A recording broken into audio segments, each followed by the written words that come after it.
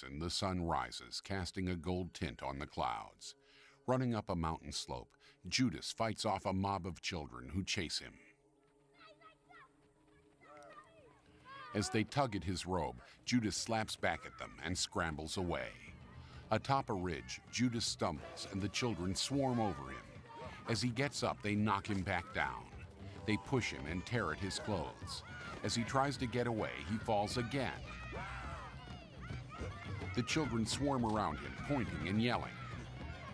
Behind them, the pale cloaked figure looks on.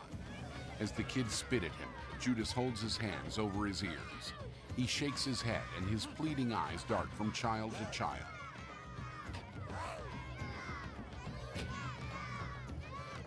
Nearby, the pale figure watches. Judas huddles on the ground, trembling.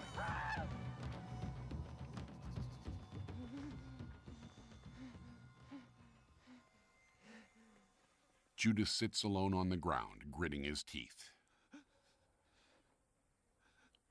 He slowly opens his eyes and removes his hands from his ears.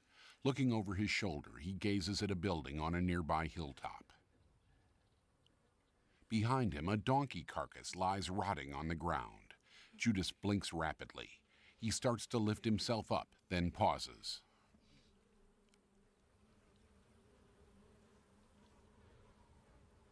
He slowly turns. Hundreds of flies swarm around the carcass. Judas sobs. The donkey's mouth sits frozen in a ghastly grin that bares its brown teeth. Near the animal's rope bridle, maggots squirm in its decaying flesh. Judas lifts his hand and gazes skyward. He opens his mouth wide in a pained grimace. Now Judas ties the rope on a high tree limb.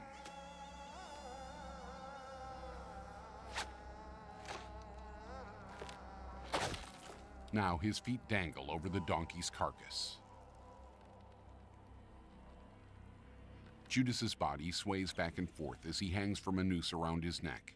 Now in a Roman palace, the official with the shaved head walks with his wife. Don't condemn this guy.